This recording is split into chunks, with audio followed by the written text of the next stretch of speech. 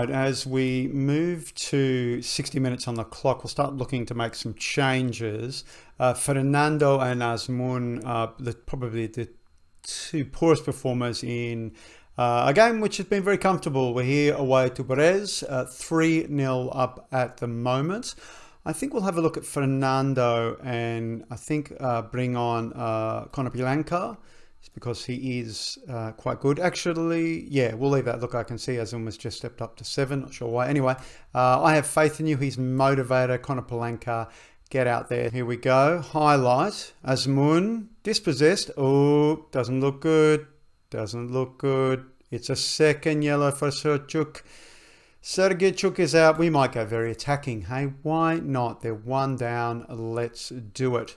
So yes, 3-0 up away at the moment. As you can see, if you look at the table there, we are top of the table on 49 points. Let's do another substitution here. In fact, we will bring on Lassina Traore. I'll bring him on as a target forward, which means we do need to adjust the tactics somewhat. So we're going to work the ball into the box. We'll do mixed crosses though. Who else can we do here? Licerio, who plays on the left. So I think Maicon is our left-sided midfielder from memory. He sure is. So let's bring Maicon on for Licerio. There we go. I have faith there. There we go. Boys are motivated. Yes, so top of the table. It is the 2nd of December, I believe. I can't see the date anyway. 2nd of December, which is roughly halfway through the Ukrainian season for 4 months so far, I should say. And we'll have 4 months after this game. And I just thought I'd show you a little bit of game, to be honest. Oh, look at that. Kvyats is going to get sent off as well. Second yellow for Kvyats. Oh, it'd be nice to rack up some more goals here. Not that goal difference is a real problem for us, but it would be good to rack up. Oh, no pen. Oh, no second yellow. Oh, he's very lucky. Free kick, though. Who will take it? Matvienko fires it in. It is cleared, though. Tete is going to gather it, though. What's he going to do? Out to Kononenko, and that's the highlight. Yes, so clearly doing well for the season. We'll address that at the end of this game, of course. Oh, dear. Very poor clearance there from Zinchenko. Back to Nemanchenkov. Kvyats. Shestakov. Back to Kvyats. Oh, it's intercepted. Maicon's on the ball now. What will he do? He goes back to Matvienko. Krzysztof comes forward. What's he going to do? Wow, not bad for the centre-back there. Konoplyanka back to Stepanenko. Maicon. Stepanenko sees Kononenko. Releases Konoplyanka. Crosses in Traore. Oh, so unlucky. The goal was completely open there. Yes, so 43 positive goal difference. That's 20 goals ahead of our nearest rival, not Kiev, Dnipro, and we are 9 points ahead of them. Both those teams are leading in their games at the moment. Look at Kiev, 6-1 over Ruk. Yeah, just smashing them away there. Very good. As we go out, 3-0 away winners. Fair enough. Let's get in that dressing room and let's tell the boys, I'm pleased with the performance. No, it's very good. Very, very good.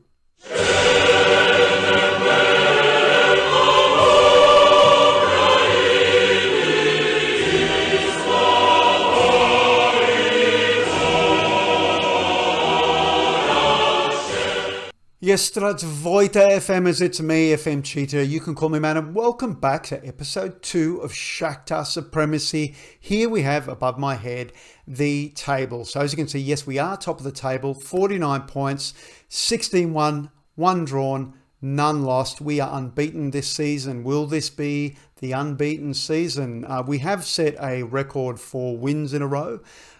So 49 points, 9 points ahead of Dnipro. And 10 points ahead of Kiev, who've really stumbled this season. So we're doing very well. We are doing very well, but there have been issues. So having a look at the team here, quite a number of the team have requested to leave either on loan or to be sold. So definitely going out the door very shortly is Alan Patrick. He's leaving for $500,000 to ATG. Was that Athletic? Is that Grêmio? I think. No, I can't remember who ATG are in Brazil. So he's heading back to Brazil, the 30-year-old. And the other Brazilian, the 26-year-old Malon, it looks like he's heading to Sevilla for $12.5 million. That's a little better money, which we can bank and keep the finances going.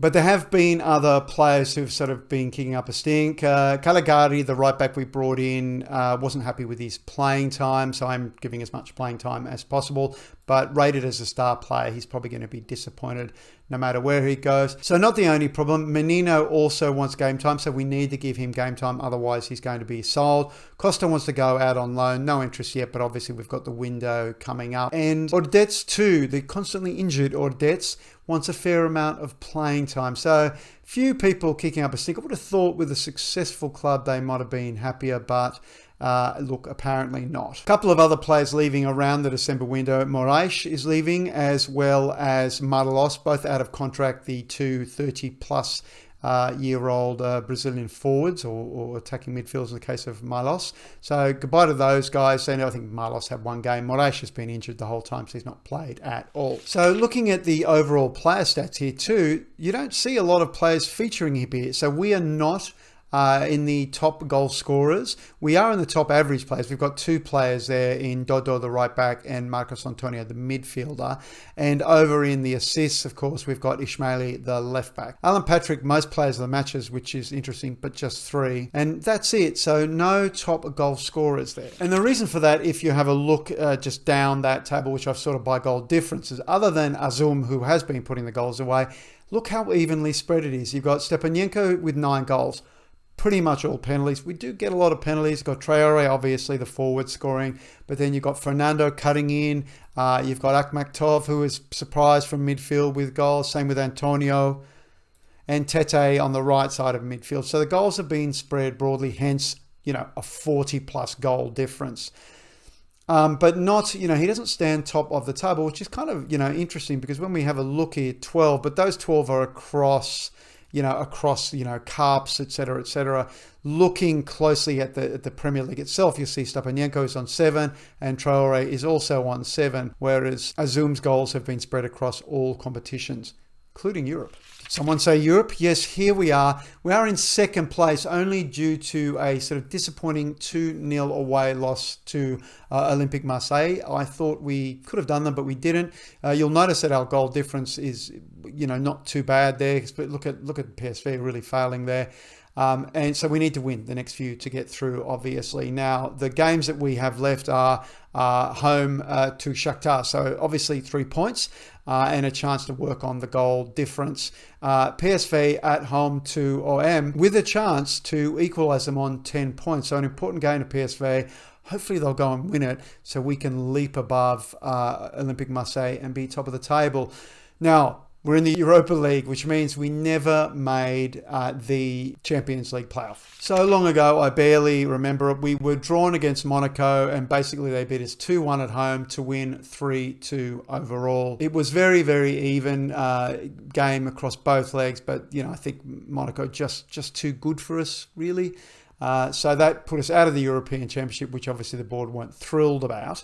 But, we're doing pretty well in Europe. And if we can, certainly if we're going to beat Cluj, and if PSV can do us a favour, we're going to go through top of the table and continue our run in Europe. And that'd be good. I'd like to be in the semi-finals, to be honest. Now, whether you can win it, I don't know. It's a pretty decent competition. So if we have a look here, these are all the groups. We've got Real Betis and Young Boys in Group A, Eintracht Frankfurt and Braga in Group B. Obviously, there we are in Group C. Leicester, top of the table in Group D, doing very well in their group. And they've got Olympique Lyon in there, who are probably a stronger club than Olympique Marseille. Sparta Prague and Real Sociedad. Real Sociedad, I would have thought a stronger performance from them. But yep, they're still in with a fight. Rangers and Galatasaray, and there you can see West Ham and Napoli there in Group H. I mean, so if we, think about tough teams, West Ham, Napoli, Real Sociedad, Lazio don't look like they're getting through it all, so they're out. That's good, I guess. Bayer, Leverkusen are in there still with a chance, but Sparta Prague top of the table at the moment. Leicester, good club. Frankfurt, I'm not too worried about Group B, and Real Betis, we could probably do Betis, I think. So tough competitions. Once we hit those English teams, I think we all know that Premier League, in terms of money and quality players, they're up there. Going to be challenging. It's going to be challenging to get through the semi-finals. But anyway, one more game, a win there, and hopefully PSV do us a favour we go top of the table. So I just want to have a quick look at the fixture list. You'll see some red circles there, and that's obviously all the European competition because we've not lost in the Premier League. Then you'll see that one half circle, Dynamo Kiev, that was at home, a 0-0 draw after smashing them in the Super Cup 3-0. We won the Super Cup. But everything else is wins, and there are some, tight wins, and there are some big wins. Look, it's been pretty straightforward. Let's be honest, it's been pretty straightforward. What I would like to do, I'm not sure, it's not really going to be a January window thing. It would be more in the summer transfer window, is bring in more Ukrainians. That's certainly been a problem. Having too many Brazilians, we just can't play them. Alan Patrick was unfortunately just recently made a Ukrainian citizen. But yeah, unfortunately he's going, so no luck there.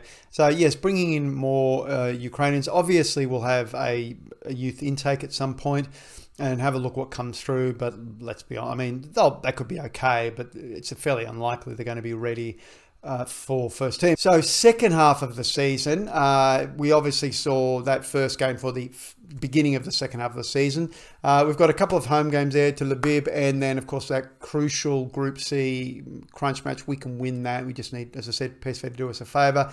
Lviv coming up at home, then away to Medalist. If we have a look down the list, you'll see Dynamo Kiev in early April away, and that's the most important game because we've played Dnipro twice already. We won both games.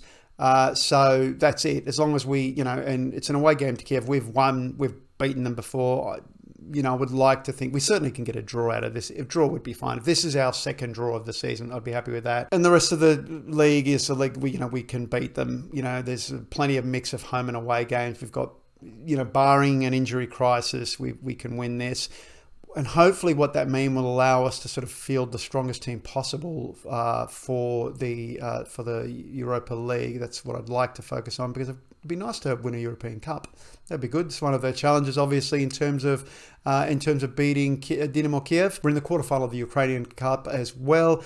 Board don't care about that. I care about it. I'd like to win one because let's not forget, we've won a European Cup. We've got 13 Premier League titles, 13 Ukrainian Cups, and now we have 9 Super Cups. Looking at Kiev, they've won a couple of Cup Winners' Cups and a European Super Cup. They've won 16 Premier League titles, so a win here will take us to 14th. They've won 13 Cups, so we need to win those Cups. We're on 9, so we just want to win them. Ukrainian Super Cups, though, there we are. We're catching on to them. Where are we in terms of, where's the history, the records? So Dynamo's still the highest on 9. What were we on again? We're on 9 as well. So, hey, if we win another cup, we beat them there. Tick that box. Yeah, get that, Dynamo. Why don't we end here because this is a nice place to talk about Ukraine as a whole. So Trubin is currently first choice ahead of Lunin, the Real Madrid Ukrainian keeper. And we've got a number of players here. Christoph Bondar doesn't get much time with us, but he's here. Christoph is playing. Matvienko, of course, is playing. Kononenko, of course, is here. Stepanenko, naturally. But there is still a lot of sort of non-Shakhtar players here. Some of them, obviously, like Zinchenko, are over in the Premier League. Yarmolenko, still with West Ham, isn't he, Yarmolenko? Or has he moved on? No, he's still with West Ham, that injury-prone 32-year-old. And some will be probably in Spain all around. Oh, hang on, Bogdanovich, he was with Udinese. He was with Hion, right? Did he go? Yeah, so they must have just bought him. He was really good. I've kind of forgotten about him. Hion, one of my favourite clubs to play in FM.